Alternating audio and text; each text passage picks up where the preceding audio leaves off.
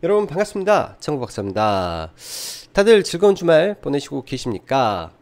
12월에 중순에 접어들었는데 생각보다 날씨가 그렇게 추운 느낌은 없는 것 같습니다. 상대적으로 좀 포근한 12월 달 같은데 다음 주 월요일부터 날씨 즉 기온이 상당히 많이 떨어진다라고 하네요. 뭐 보니까 뭐 영하권으로 급격히 내려간다라고 하는데 각별히 추위 조심하셨으면 좋을 것 같고, 저도 이 월 초에는 이런 모임도 많고 그랬었는데 상당히 지금은 부담이 됩니다.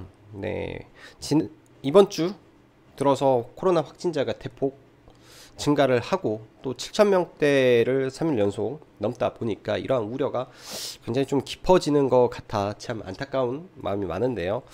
일단 뭐 주말 사이 뭐 코로나 확진자 수 여전히 많은 상태에서 위중증 환자 뭐 병상 부족 이슈가 계속 나오는데, 이런 부분이 또 다음 주에도 약간의 증시에 영향은 줄 부분이다 정도로 생각을 해야 될 것 같고, 일단 코로나 굉장히 심하게 확산세가 이어지는데 그래도 긍정적인 시각으로 주식시장을 바라보고자 합니다. 이런 부분이 마지막 코로나 변이였고, 그리고 이 증상 자체가 경미하게 그냥 좀 끝났으면 하는 바람이 굉장히 크네요. 수많은 자영업자 분들 굉장히 또 뭐 사회적 거리 두기를 조정을 하게 된다면 또 어려움이 봉착할 텐데, 그런 부분 빨리 해결이 됐으면 하는 마음 속에서 잘 될 거다라는 희망 과 함께 오늘 시장 시작하도록 하죠. 자, 12월 10일 마감 시황 일단은 먼저 보면 선물 옵션 동시 만기에 따른 매물 소화 모습 속 일부 숨고르기 장세가 진행이 되었다. 현 구간을 박스권으로 향해 가는 시장 흐름 속으로 일단 봐야 될지, 이 판가름은 다음 주 FOMC 고비만 잘 넘기면 되지 않을까라고 생각을 합니다. 다음 주에는 큰 이벤트가 딱 두 가지로 보시면 될 것 같아요. 12월 15, 16일 날 진행된 14, 15죠. 네, FOMC 회의 결과에 대한 부분이, 이 안에서도 키포인트는 금리 인상을 몇 차례 더 할 것이냐, 뭐 테이퍼링은 뭐 기정사실화된 부분이기 때문에 시장에 뭐 별다른 영향이 아닐 거라고 저는 보여지는데요. 내년에 금리 인상 횟수가 뭐 3번이냐 4번이냐 이 강도에 따라서 시장이 약간 출렁임이 있을 것 같고, 두 번째는 이 부분이 재료 소멸로 갈 것인지 아니면 시장에 지속적인 충격을 줄 하락의 트리거가 될 것인지, 이 두 가지 관점 포인트를 가지고 시장을 대응해야 된다라고 생각을 합니다. 일단 저는 전자를 생각을 하고 있고요. 재료 소멸 입장에서 잠시 뭐 흔들릴지언정 상방으로 갈 가능성이 높겠다라고 보여집니다. 아직은 금리 인상은 아니기 때문에 그렇게 봐야 될 것 같고요. 자, 오미크론발 이슈. 일단 미국은 재봉쇄 계획이 없고 유럽 또한 재봉쇄 계획이 없습니다. 국내 관련해서 다음 주에 일단 김부겸 총리에서 특단의 조치를 할 수 있다라는 발언을 했는데, 그런 부분이 현실화될 때 또 잠시 혼돈은 있겠죠. 잠시 혼돈은 있을 건데 지난번에 말씀드렸다시피 그 혼돈 속에서 저는 위드 코로나 종목을 잡는 게 좋을 것 같고, 그 과정 안에 뭐 잠시 이제 뭐 GH 신소재처럼 시장의 1등 종목 안에서만 트레이딩 관점에서 시장을 대응하시면 좋을 것 같습니다. 자, 목요일 선물 옵션 동시 만기가 있었죠. 통상 선물 옵션 동시 만기 때 큰 변동성이 없으면 그 이후에 약간의 후폭풍이 많이 찾아오는데, 그러한 후폭풍 개념에서 금요일날 시장이 흔들렸다라고 봐야 될 것 같습니다.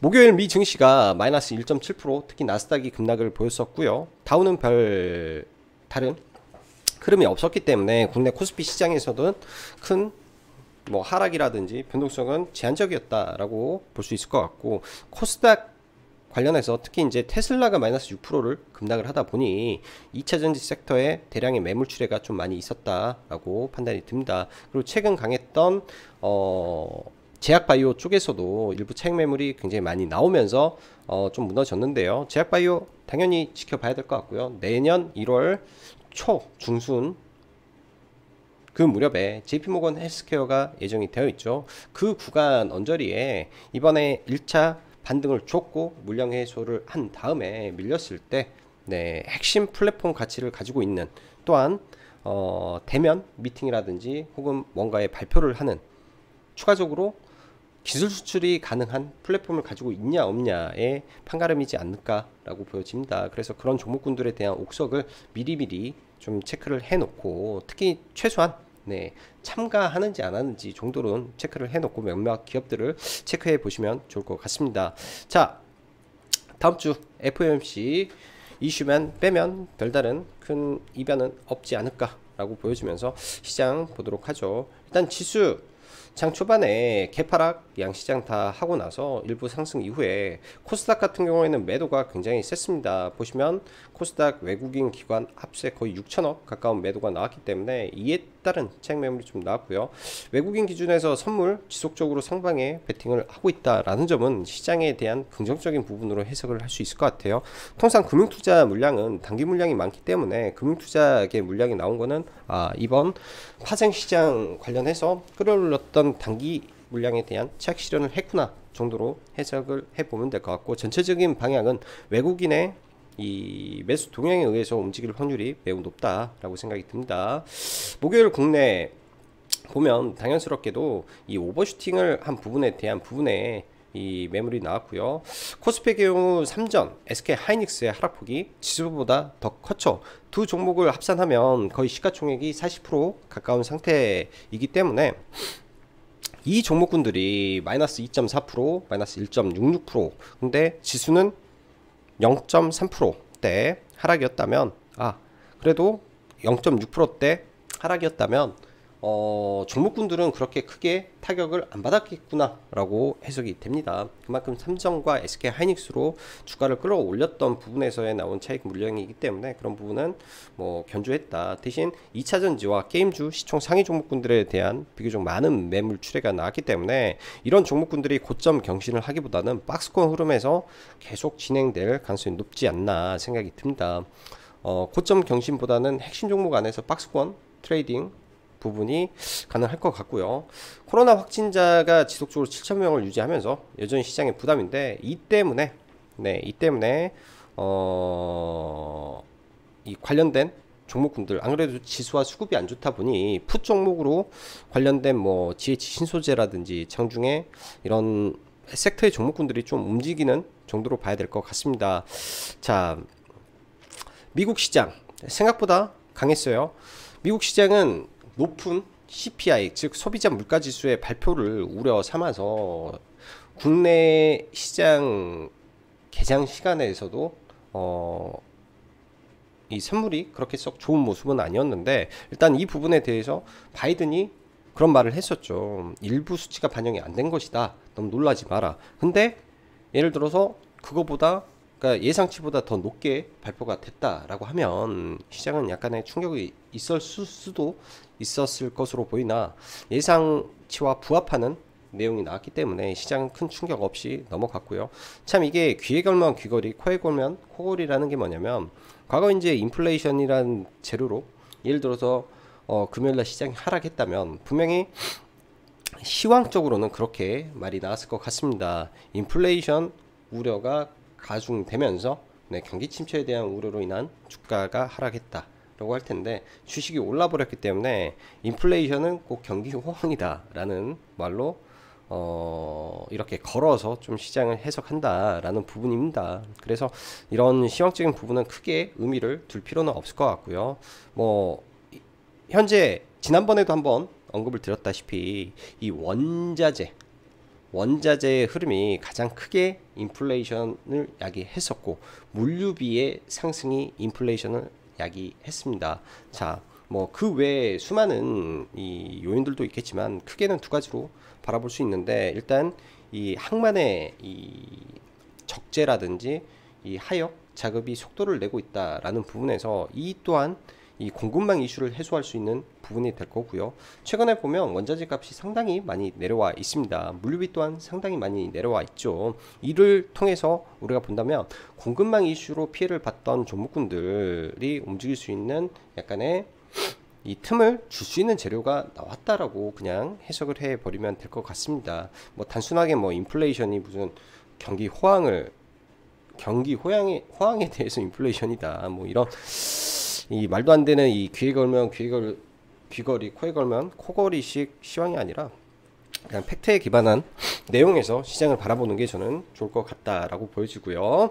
자, 금요일 종목군들 간단하게 보고 다음 주 종목군들 좀 체크를 해보죠. 일단 코로나 확진자가 7,000명대 또 3일 연속 발생하면서 계속 우려가 나오면서 장 초반에 GH 신소재, 그 다음에 소프트 캠프, 뭐 한국 패키지, 대형 포장 등등 상승을 했는데, 이런 부분이 다음 주에 있을 뭐 특단의 대책을 할 수도 있다라는 부분에서 한국 패키지나 대형 포장이 시간에 좀 올랐었던 부분이 있습니다. 근데 이런 종목군들은 철저하게 단기 트레이딩 관점에서 봐야 될 것 같고, 소프트 캠프는 이 보안 이슈로 이번에는 올라갔지 않을까라고 생각을 합니다. 주말 사이 이 보안 관련된 이슈가 좀 하나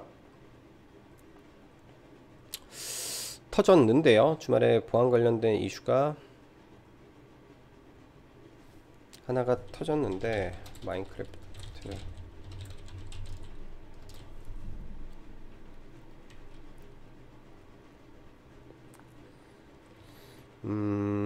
안 그래도 금요일날 시황에 영향을 준 메타버스만 보안주 전성시대에 온다라는 이슈가 금요일날 있으면서 사실 이게 소프트 캠프를 상한가로 보냈던 것 같습니다. 그래서 이런 부분, 보안 시장이 커진다라는 이슈에 의해서 금요일날 굉장히 소프트웨어 보안 관련주들이 강하게 좀 움직였었는데, 금요일날 이 마인크래프트에서 역대 최악의 보안 취약점이 발견, 해킹 우려에 비상등이 켜졌다. 이런 부분이 뭐 애플, 마이크로소프트, 뭐 득득, 클라우드를 하는 회사들에게까지 지금 문제가 생길 수도 있다라는 이슈가 약간 대서특필이 되고 있기 때문에 보안주 다시 한번 또 월요일날 봐봐야 될 것 같습니다. 보안주를 다시 한번 좀 봐봐야 될 것 같고요. 단기적으로 끝날 줄 알았더니 이런 이슈들이 하나 더 생겼다라는 점에서 월요일날 일단 보안주도 한번 체크를 해야 될 것 같고요.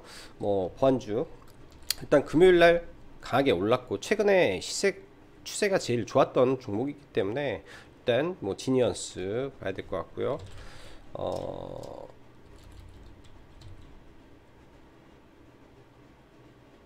라운시큐어는 며칠 전에 좀 올랐었죠. 사실 이때 올랐을 때 뭐 캐치를 했어야 되는데 왜 올랐을까 정도로만 생각을 좀 하다가 캐치를 좀 못했던 부분입니다. 바닥권에서 라운시큐어라든지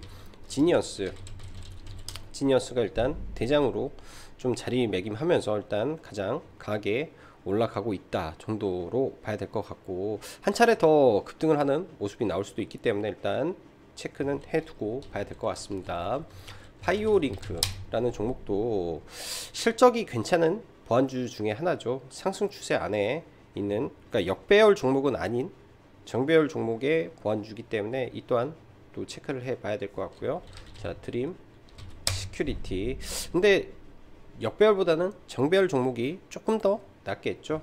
그리고 소프트 캠프, 이 가장 강하게 올랐다가 일단 시세를 주고 눌렸었는데 이 종목이 여기서 추가적으로 시세를 내는지, 그래서 보안 종목은 일단 월요일날 관심 종목 정도로 일단은 넣어놓고 좀 시장의 이슈에 맞기 때문에 한번 체크를 해보면 어떨까라고 생각이 듭니다. 메타버스 앤 NFT 관련해서 일단 보안 종목이 새롭게 또 부각이 되면서 금요일날 좀 올랐던 점, 그리고 그 외 최근 아주 강했던 보안주들이 상대적으로 더 강한 모습이 있었습니다. NFT 기반을 엮은 메타버스가 좀 더 강했고요. 그러니까 강한 종목이 지금 요새는 더 강한 모습을 보여주기 때문에 사실 매매하기가 쉽지는 않은 것 같아요. 매매하기가 쉽지는 않은 것 같은데, 일단 FSN, 과거 퓨처 스트림 네트워크스라는 종목이 일단 신고가 근처까지 올라가고 있는 모습, 그리고 MBT도 강했죠. MBT도 사실 지켜만 좀 봤습니다. 좀 아주 높은 구간에서 좀 봤었는데, 일단 중국에서는 이 가상 부동산에 대한 규제 이슈가 좀 나오는 부분이 있는데, 그런 이슈로 이런 MBT 같은 종목이 하락을 한다면 좋은 구간에서 매수 대응을 해볼 수 있지 않나 라고 생각을 합니다. 세컨드 서울에 대한, 사실은 뭐 어스투라든지 뭐 더 센트럴랜드라든지 뭐 그런 수많은 뭐 엄랜드라든지 이런 부동산, 가상 부동산 관련된 이 NFT 기반의 게임들이 있는데, 제가 바라보는 사업 모델은 그와 좀 다른 모델이기 때문에 약간의 좀 차별화가 이루어질 수 있는 사업 구조를 좀 가지고 있다라고 생각을 합니다. 그런 부분에서 단순하게 땅을 파는 개념이 아닌 다른 모델로 지금 비즈니스를 잡고 있기 때문에 그런 비즈니스 모델에 대한 관심을 가져보고 한번 대응해 보시면 어떨까라고 생각을 합니다. 광고에 대한 부분이 하나의 결합된 부분이기 때문에 MBT 봐야 될 것 같고요. 그 외 메타버스들은 상대적으로 좀 약했죠. 조금 아쉬운 부분이기도 한데 최근에 많이 밀려 있기도 합니다. 위즈워크 스튜디오 많이 밀려 있기도 한데 워낙 많이 올라간 VFX 관련된 종목군들이라 이런 종목들 기술적 반등의 흐름이 나오는지 일단 체크를 해 봐야 될 것 같고요. 덱스터 기준에서 아주 중요한 위치에서 여기에서는 무조건 반등이 나와야 되겠죠. 반등의 폭이 약하다면 매도를 해야 될 것 같고, 이번에 뭐 물려있던 사람도 마찬가지예요. 올라갔을 때 비중 축소하면서 단기 대응으로 진행을 하는 게 저는 좋겠다라고 좀 보여집니다. 자, MP 전부 다 마찬가지 개념에서 다음 주에 단기적 흐름에서 좀 봐야 될 메타버스 섹터다라고 보여져요. 주말 사이 나온 게 이제 빌 게이츠 메타버스 최소 2년 안에 각종 회의를 개최할 것이다 라는 부분, 그리고 일정을 하나 체크를 했을 때 이번 주 정부 관련된 일정이 메타버스 관련된 일정이 다수 포함이 되어 있습니다. 코리아 메타버스 페스티벌, 한국 메타버스 뭐 KMF, 그 다음에 한국 메타버스 산업협회 창립 기념식, 디지털 트윈 커넥트 데이, 현실을 디지털로 초연결 디지털 트윈 커넥트 데이 개최, 뭐 정부 일정 플러스 각종 메타버스 일정들, AI 등등이 이번 주에 좀 몰려있기 때문에 AI 메타버스 관련된 부분, 그 다음에 보안 관련주 등이 주초에 조금 움직일 가능성이 있는 한 주겠다 정도 생각이 들고요. 자, 싸이월드 관련주, 저희는 아쉽지만 싸이월드 관련주를 제대로 공략을 못했습니다. NH벅스가 정말로 높은 구간에서 움직이는 바람에 사실 따라잡지를 못했고요. 이 파동상으로 이렇게 높았는데 올라가는 거 연장 파동, 마지막 파동을 정말 강하게 주는 것 같다라고 생각을 합니다. 금요일날 뭐 약간 아주 약간 돌파 매매로 좀 먹기는 했었는데 좀 개인적으로는 좀 아쉬움이 많은 매매였고 좀 반성을 해야 될 부분도 좀 있었지 않나 라는 생각을 합니다.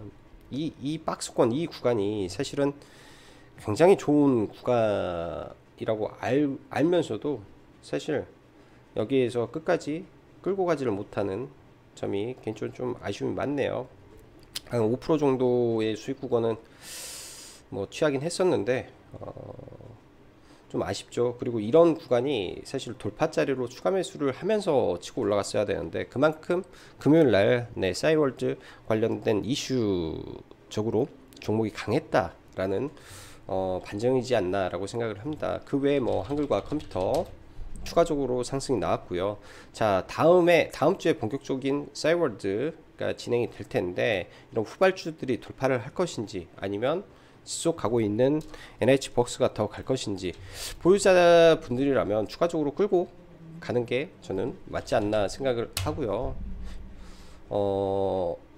신규로 접근하는 관점에서는 여전히 다날이 거래 대금을 많이 터뜨리고 있기 때문에, 그리고 신고가와 얼마 남지 않기 때문에 다날을 계속 체크를 하면서 봐야 될 것 같습니다. 굉장히 높은 구간인데 사실은 이 위 구간에서 너무나 많은 돈을 지금 써대고 있어요. 한두 푼 쓰는 게 아니라 매일 거래 대금이 뭐 수천억씩 터지는 종목입니다. 굉장히 높은 구간에서도 매일 지금 수천억씩 터지는 이 자금들, 이 자금의 박스권이 돌파를 하게 된다면, 다른 말로 하면은 이 높은 구간이지만은 돌파의 영역이다 라고 봐야 될 정도로 돈을 많이 쓰고 있습니다. 이게 대량의 거래를 동반해서 돌파를 한다면 차라리 이 구간에서는 뭐 돌파 매매 대응이라든지 이 구간에서 눌렸을 때 공략을 한다든지 하면 좋을 것 같아요.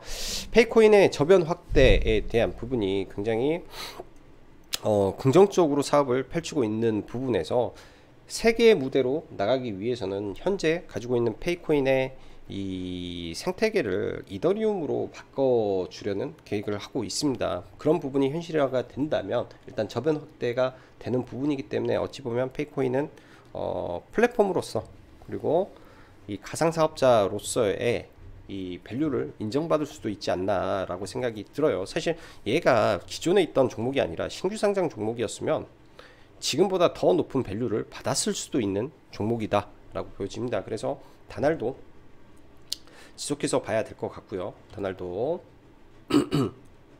자, 그 다음에 금요일날 조금 강했던 게 정부 새 공공주택 모델 도입이다 라는 이슈가 있었는데, 저는 개인적으로 이게 사실 이렇게 올라가야 될 부분일까 라는 생각이 들었습니다. 사실 주가의 위치가 너무 좋아서 그랬던 것 같아요. 주가의 자리가 너무 좋아서 성신양에 관련해서 그래서 올라갔지 않나 라고 생각이 들고, 그런 부분에서 이런 1등주가 나왔기 때문에, 그리고 윤석열 이재명 관련된 주택 이슈는 정책이죠. 정책으로 새로운 부분이 나왔기 때문에 좀 많이 밀린다면 그때 한번 지켜보면 되지 않나 생각을 합니다. 얘도 이 월봉으로 보면 사상 최고치에 대한 매물의 벽이 존재를 합니다. 그래서 이런 매물의 벽에서 맞았기 때문에, 그리고 1차적으로 이 월봉상 15,000원이라는 구간을 돌파하고 올라왔죠. 그럼 15,000원이라는 구간이 뭐 1차적인 지지 구간이 될 수도 있고 그 언저리가 지지 구간이 될 수도 있습니다. 이런 구간을 이날 물량 소화를 하고 강하게 오전에 굉장히 빠르게 돌파가 나왔기 때문에 본다면은 뭐 이런 자리들이 아주 좋은 자리가 되겠죠. 윗자리는 사실 해볼 수도 있지만은 재료의 크기를 이거를 엄청 크다 라고 느끼기가 조금 부담이 되는 것 같아요. 그래서 본다면 확실히 눌리는 자리가 좀 좋겠다라고 생각이 듭니다. 금요일날 게임주들은 상대적으로 좀 많이 밀리는 모습이었어요. 위메이드도 그렇게 크게 올라가지 못하는 모습인데, 일단 위메이드는 이 자리에서 박스권을 그리고 가주는 것 자체로만으로도 의미가 있다라고 생각이 들고요.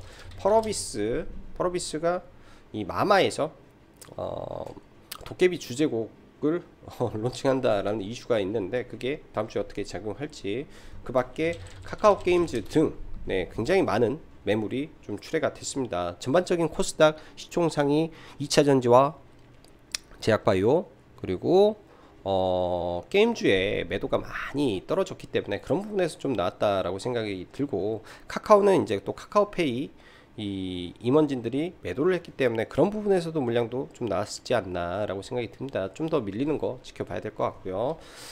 넥슨 GT, 이 넥슨 관련된 종목군들 봐야 된다라고 했는데, 넥슨 GT가 일단은 신고가를 치면서 박스권을 좀 돌파를 해 주었어요. 또 이것도 눌리는 거 봐야 되고, 프로젝트 D에 대한 유튜버들의 호평으로 저는 올라갔다라고 보여집니다.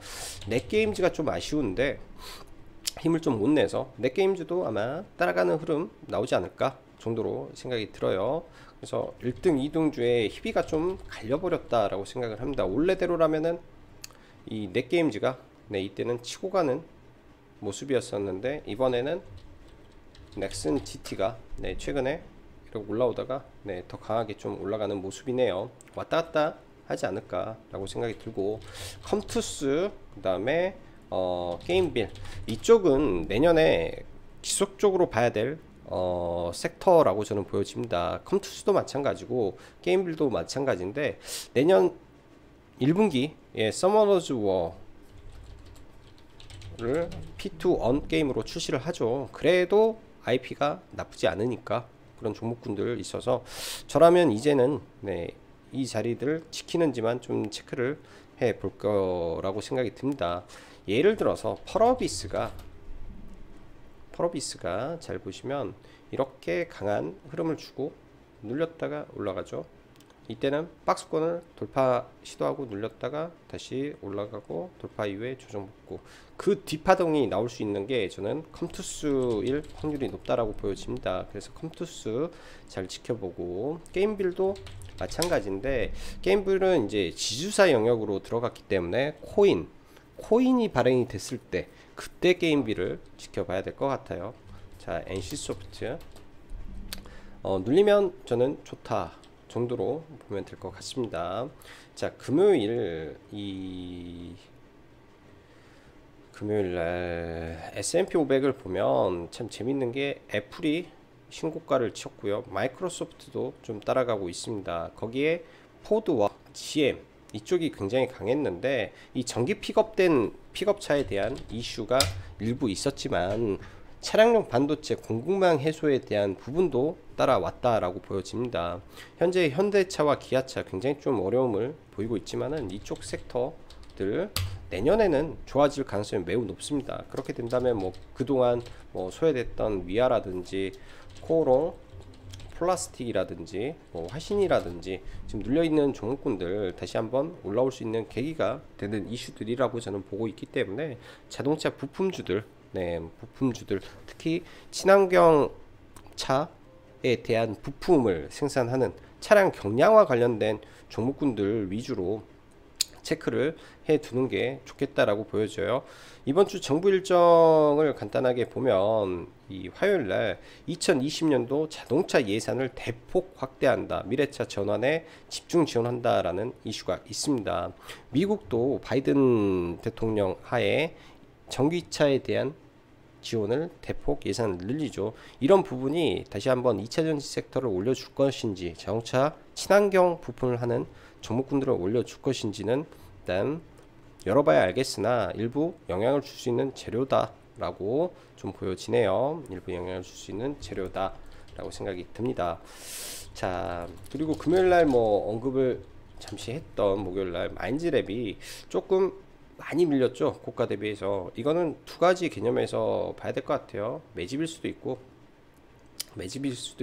밀어버릴 수도 있습니다. 근데 시간에 올려놓고 패대기 치고, 시간에 올려놓고 패대기 치고, 이게 굉장히 어떻게 보면 개인들 참기 어려운 흐름의 연속이지 않나 생각이 들어요. 그래서 뭐 이 음봉의 저가로 추세대를 만드는 방법도 있을 것 같고, 이 저점과 저점을 이어서 추세대를 만드는 방법도 있겠죠. 그래서 이런 의미 있는 영역들 이탈하지 않는다면 일단 계속 지켜볼 필요는 있는 구간이다 라고 생각을 합니다.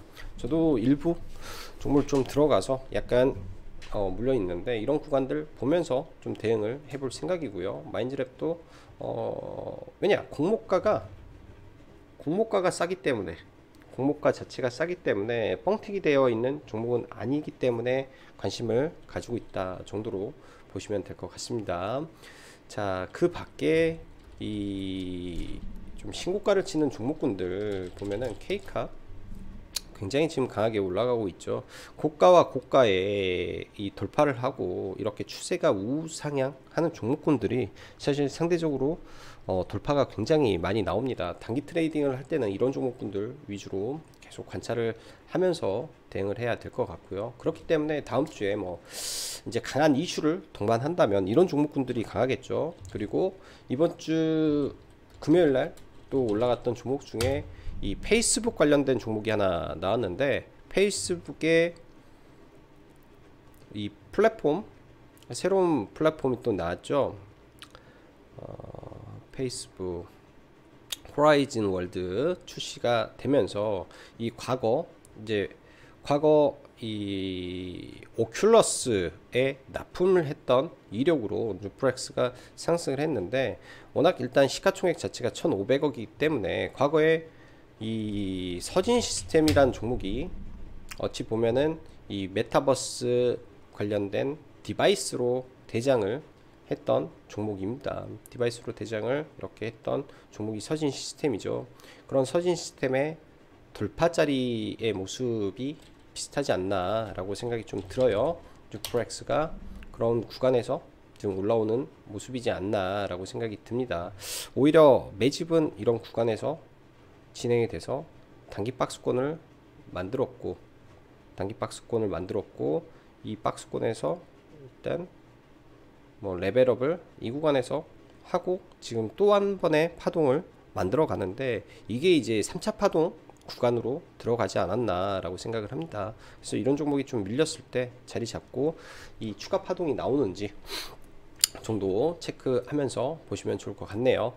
자, 오늘도 즐거운 주말 보내시고 또 다음 한 주 좋은 일만 가득하시길 바라겠습니다. 오늘도 여기까지 장구 박사였습니다. 감사합니다.